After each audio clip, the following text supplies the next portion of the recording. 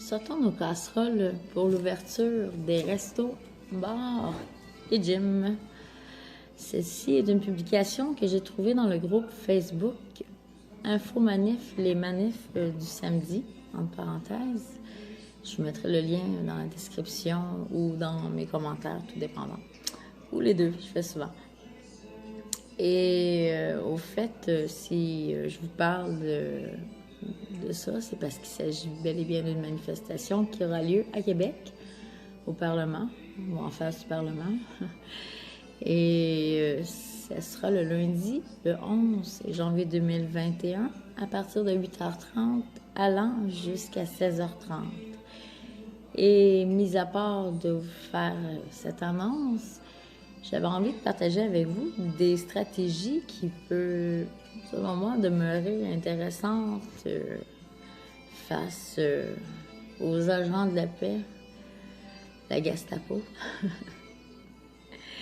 qui pourraient, selon moi, peut-être déstabiliser plusieurs de ces personnages. Imaginez-vous, moi je l'ai appelé la stratégie de la statue. Imaginez-vous, je sais pas, nous sommes 100 000, 500 000 manifestants assis par terre au sol, bien sûr, en indien s'il faut. On parle pas, on bouge pas, on reste comme des statues, peu importe leur réaction.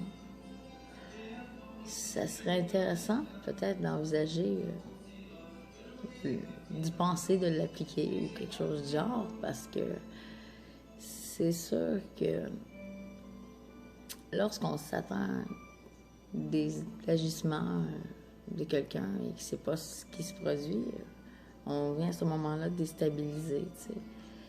Et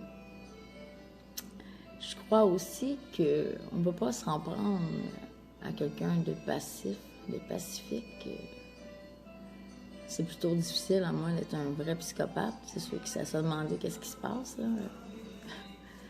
Mais c'est encore plus difficile, selon moi, de s'en prendre à quelque chose d'inactif ou quelqu'un d'inactif, plutôt.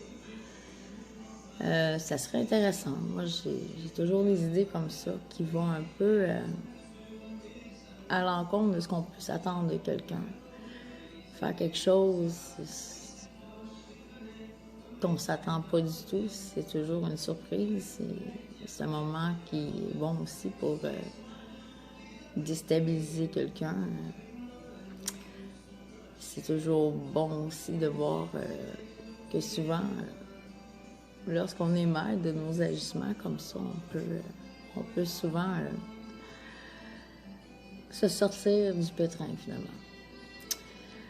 Et la deuxième stratégie est, selon moi, plus intéressante que la mienne que je viens de vous dire à l'instant. C'est pas de moi. Elle vient d'André Pitre, l'animateur de le co-animateur de la grand-messe avec Gilbert Thibodeau.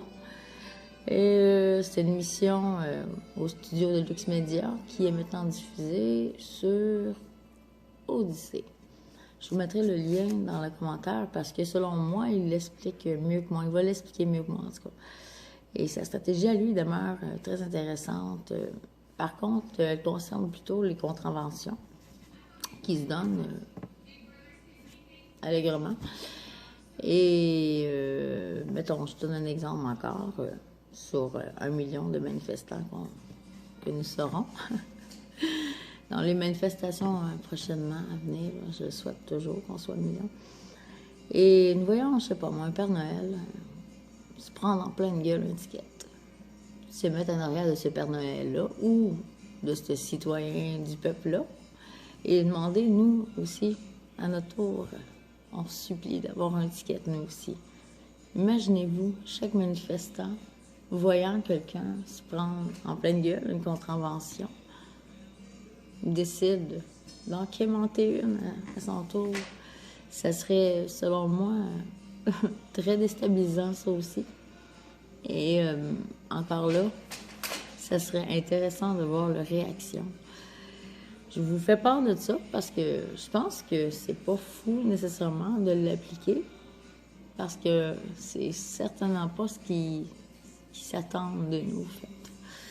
Et c'est ce qui demeure peut-être intéressant, l'élément de surprise là-dedans. Alors, sachez que je vous aime toujours autant. Et j'espère que nous allons continuer de vaincre le mal ensemble. Bisous!